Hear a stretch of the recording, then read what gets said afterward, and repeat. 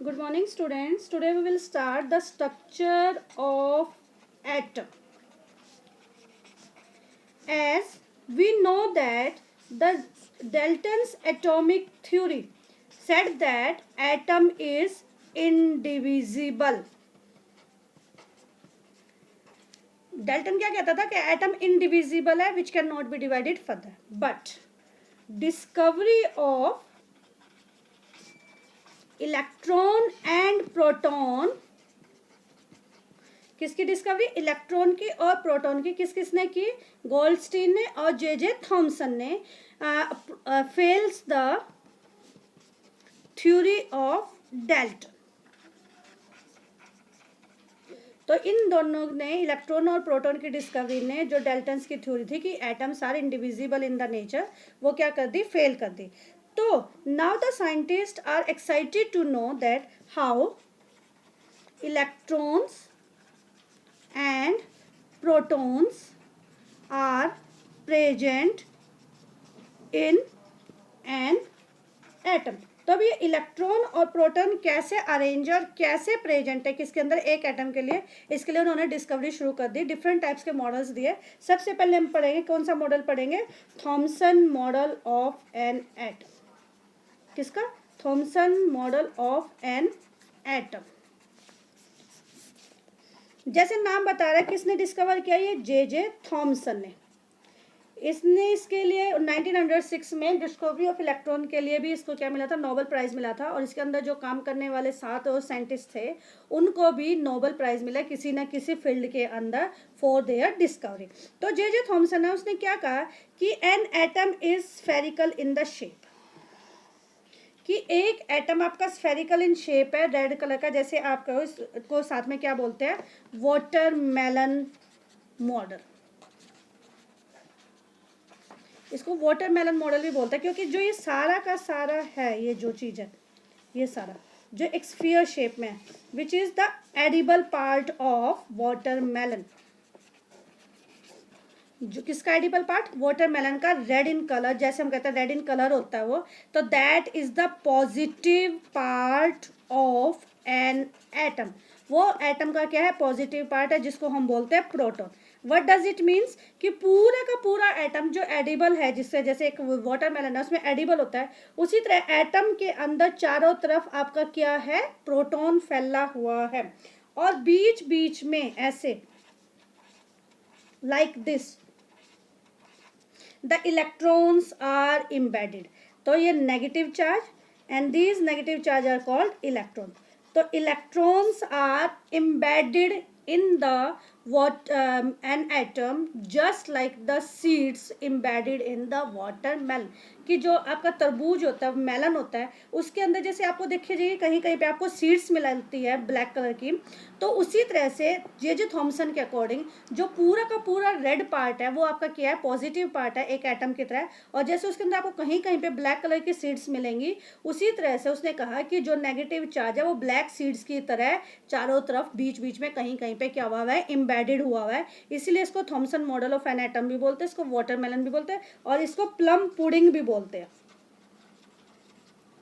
कि जो पुडिंग बनाते हैं, क्रिसमस पुडिंग, उसके अंदर जो चिप्स के टुकड़े डालते हैं, चोको चिप्स के, उसी तरह से जो चोको चिप्स के जगह जगह पे टुकड़े डाले गए हैं, वो आपका नेगेटिव पार्ट है। लेकिन जो आपका पूरा का पूरा पुडिंग है या चॉकलेट केक है, उसके वो सारा का सारा आपका क्या हो गया? पॉजिटिव पार्ट हो गया। तो इसने क्या कहा कि जो पॉजिटिव पार्ट है वो चारों तरफ फैला हुआ है, और बीच में आपका कहीं कहीं पे क्या प्रेजेंट है? आपका नेगेटिव चार्ज प्रेजेंट है, just like the seeds are embedded in the watermelon. तो इस बेस पे इसने क्या क्या थ्योरीज निकाली। फर्स्ट कंक्लूजन इसने क्या निकाला? अब जब इसने ये दिया, तो what was the conclusion of that? इसने क्या कहा? An atom is made up of या कंसिस्ट ऑफ 2 टाइप पार्टिकल्स। किसके? 2 टाइप के पार्टिकल से बना हुआ है। One is known as electron and another is known as proton. Right? एक और जो इलेक्ट्रॉन है, that are embedded in an atom in the between your positive charge. दूसरा क्या कहा? The number of negative and positive charge are equal in an atom. एक atom के अंदर पॉजिटिव चार्ज और नेगेटिव चार्ज दोनों क्या होंगे, इक्वल होंगे। So atom is neutral in nature. इसी वजह से एटम क्या आपका न्यूट्रल इन नेचर है, यानी number of electrons is equal to number of protons. That is according to the J.J. Thomson model of an atom. Right? तो इस experiment को ये सबसे पहले दिया गया था किसके द्वारा, जे.जे. थॉमसन के, यानी सबसे पहला structure of atom was given by the J J. Thomson. अब इसी मॉडल को ध्यान में रख के दूसरे साइंटिस्टों ने आगे डिस्कवरी शुरू करना किया, और उसमें जो मेन नाम आता है that will B Rutherford model of an atom. दूसरा किसका है आपका, Rutherford model of an atom. तो जो अर्नस्ट ERNEST, या इसको दोबारा लिखूं मैं ERNEST, क्लियर हो जाएगा। अर्नस्ट रदरफोर्ड साइंटिस्ट का name was interested in knowing, उसने क्या कहा कि जो पॉजिटिव चार्ज है वो तो चारों तरफ फैल रहा है रदरफोर्ड ने, और नेगेटिव चार्ज जगह जगह एम्बेडेड है। तो क्यूरियस टू नो, किस लिए क्यूरियस था, arrangement of electrons in an atom. तो वो एक एटम के अंदर उसकी किसकी इलेक्ट्रॉन्स की अरेंजमेंट को जानने के लिए बहुत ज़्यादा इच्छुक था कि एटम्स कैसे, इलेक्ट्रॉन्स कैसे अरेंज किए गए हैं एक एटम के। रदरफोर्ड ने बताया कि भाई चारों तरफ आपका पॉजिटिव चार्ज है, बीच बीच में इलेक्ट्रॉन्स आपके, तो उसकी अरेंजमेंट देखने के लिए इसने देखा कि मैं कैसे बताऊं कि जो इलेक्ट्रॉन्स हैं वो आपके कैसे उसके अंदर गए हुए हैं, अरेंज हुए गए। तो उसने इसके लिए क्या किया, अल्फा पार्टिकल्स लिए। These alpha particles are the helium particles with positive charge, positive charge है and heavy in nature, right? पहला तो इसने क्या लिया, अल्फा पार्टिकल लिया अपने लिए। दूसरा इसने क्या लिया, thin gold foil. Thin gold foil का मतलब क्या है, इसने 1000 एटम्स लिए गोल्ड के, उसके बराबर का गोल्ड ले लिया। 1000 एटम्स के मास के बराबर का उसने क्या लिया, जैसे मान लो एक एटम का मैं कहूँ कि 100 मास है, तो 1000 का कितना होगा, उतने ग्राम का इसने क्या किया, वो लिया, गोल्ड लिया, and then will be changes into a very thin foil, and that foil is known as your gold foil. क्योंकि गोल्ड फॉइल इसलिए लिया क्योंकि it is less reactive in the nature, reactivity इसकी कम है, इसलिए इसको लिया गया ताकि इसके ऊपर जल्दी से इलेक्ट्रॉन ना आ जाए। तो उसने 1000 एटम्स के थिक का अपना क्या लिया, ये लिया, गोल्ड फॉइल लिए और अल्फा पार्टिकल्स लिए, ये दो चीज़ें ली। इसके बेस पे क्या कहेंगे हम, क्योंकि इसकी एक तो यह था कि लेस रिएक्टिव है, दूसरा क्या कि इसकी पतली से पतली लेयर बन सकती है, किसकी, गोल्ड की, बिल्कुल पतली से पतली फॉइल बना सकते हैं हम इसकी। दूसरा अल्फा पार्टिकल्स आपने बता दिया। तो उसने क्या कहा कि जब मैं एक्सपेरिमेंट करूँगा तो इसने क्या किया कि इट वॉज एक्सपेक्टेड, क्या एक्सपेक्ट किया उसने, that alpha particles would be deflected by protons। किसके द्वारा डिफ्लेक्ट होंगे वो बैक, प्रोटॉन्स के द्वारा। उसने क्या कहा था कि एटम है, एटम के अंदर प्रोटॉन है पॉजिटिव चार्ज, इलेक्ट्रॉन है वो नेगेटिव चार्ज है। जब ये भी मेरा पॉजिटिव है और ये जो मेरा प्रोटॉन है ये भी पॉजिटिव है, तो ये पॉजिटिव और ये पॉजिटिव आपस में जब टकराएगा तो देयर विल बी रिपल्शन। तो यहाँ पे क्या होगी, रिपल्शन होगी। अब जब रिपल्शन होगी तो एक दूसरे से क्या जाएंगे, दूर जाएंगे, यानी जब अल्फा पार्टिकल उसके पास पहुंचेंगे तो वो टकराएंगे और टकरा के इधर उधर बिखर जाएंगे, यानी डिफ्लेक्ट हो जाएंगे। उसने ये चीज़ को एक्सपेक्ट किया, किसने, रदरफोर्ड ने। किसको बेस मान के, जे.जे. थॉमसन के मॉडल को बेस मान के। तो उसने क्या किया, पार्टिकल्स लिए गोल्ड फॉइल के, जैसे मैं मान लो ये दिखाऊँ आपको कि गोल्ड फॉइल्स के पार्टिकल्स लिए ऐसे, कुछ ही बनाएंगे हम यहाँ पे, राइट। अब मैं इसके बीच में दिखा दूं कि जैसे ये गोल्ड के लिए ये बीच में dots, that will be the centre of these, right, and the alpha particles of that will be pass there. इसके ऊपर से अल्फा पार्टिकल्स को उसने क्या किया, पास किया,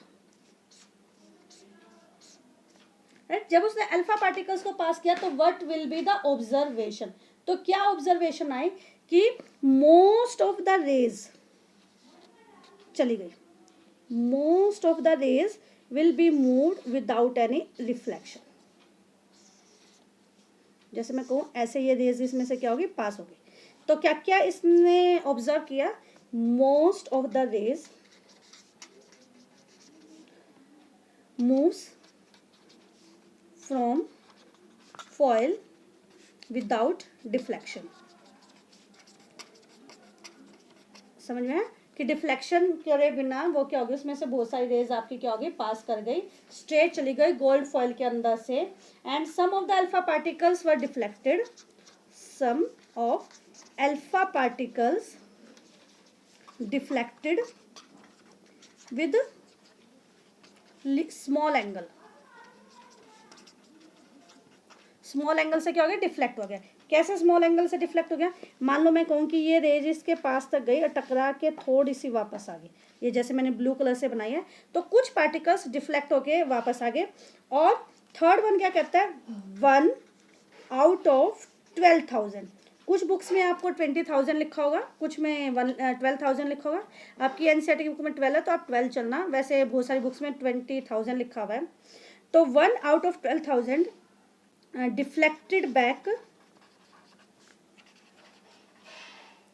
deflected back और rebound।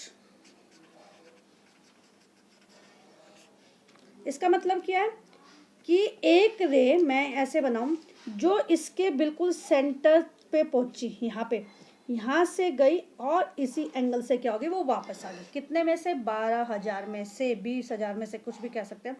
1 out of 12,000 deflected back और rebound with the same angle. जैसे बूमरैंग होता है, टकराता जाता और जाके वापस आ जाता, लाइक दैट, कि एक रे गई और वापस आ गई। और इस ऑब्जर्वेशन को देख के जो आपका रदरफोर्ड था, ही वॉज वेरी शॉक्ड। उसने तो सोचा ही नहीं था कि ऐसी आएगी, उसने सोचा था कि सारी की सारी रेस जाएंगी, जाके टकरा के वापस आ जाएंगे। उसने इतना ही सोचा था, उसने ये नहीं सोचा था कि मोस्टली रेज उसमें से बाहर चली जाएंगी, 12,000 में से टकरा के वापस आएगी और कुछ अपने एंगल से थोड़ी बहुत क्या हो जाएंगी, भटक जाएंगी, जो आसपास होंगे, किसके, सेंटर के आसपास होंगे।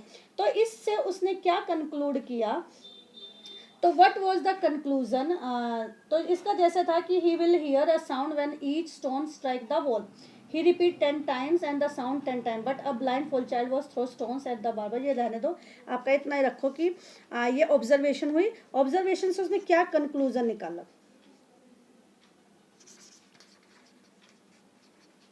तो व्हाट वाज द कंक्लूजन। जब उसने कहा most of the rays moves from the foil without any deflection, what does it means, it means that most of the space,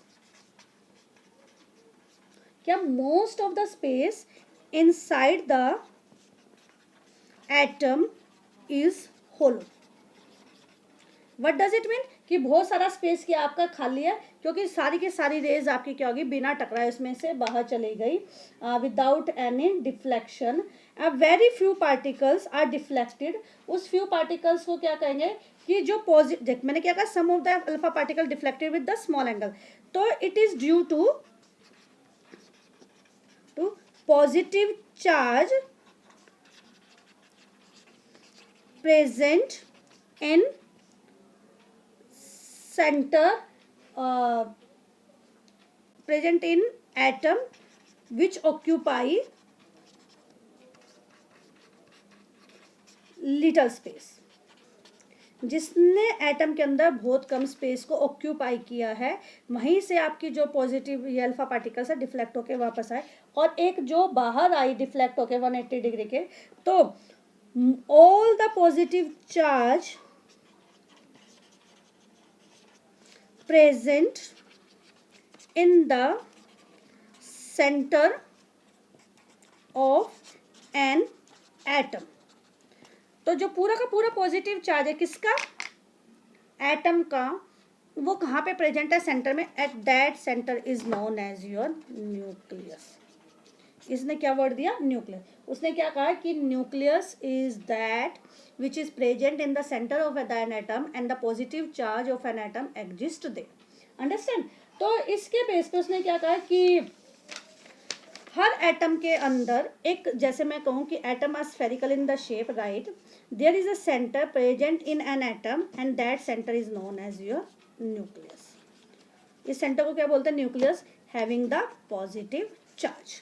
इसके पास क्या चार्ज होगा? पॉजिटिव चार्ज होगा।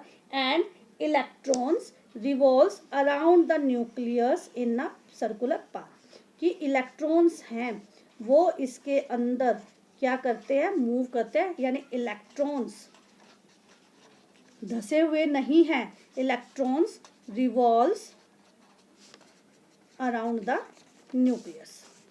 क्या कर रहे हैं वो? न्यूक्लियस के चारों तरफ क्या लगा रहे हैं? चक्कर लगा रहे हैं। थर्ड पार्ट इसने क्या कहा? द साइज ऑफ न्यूक्लियस, यानी जो सेंटर है जिसके अंदर पॉजिटिव चार्ज प्रेजेंट है, इज वेरी स्मॉल, बहुत ज्यादा कम है, as compare to your an atom. एक एटम के मुकाबले में जो न्यूक्लियस का साइज है वो बहुत ज्यादा छोटा है। That is the Rutherford model of an atom. अब जब कोई भी मॉडल निकलेगा तो उसकी कुछ ना कुछ क्या होगी? ड्रॉबैक्स होंगे। तो what will be the drawbacks of the Rutherford model of an atom?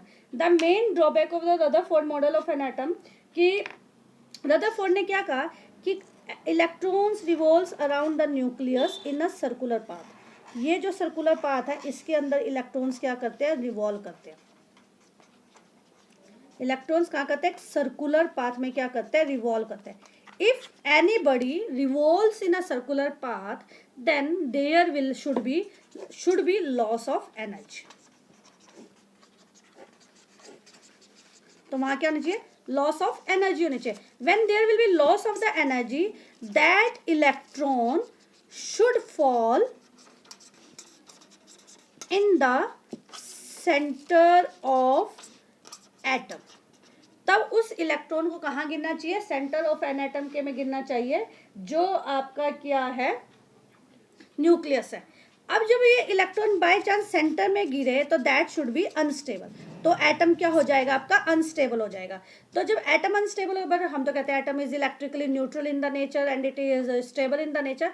तो जो ये रदरफोर्ड है दो चीजें नहीं कर पाया, एक तो stability of an atom, why the atom is stable in the nature. Secondly इसने क्या कहा?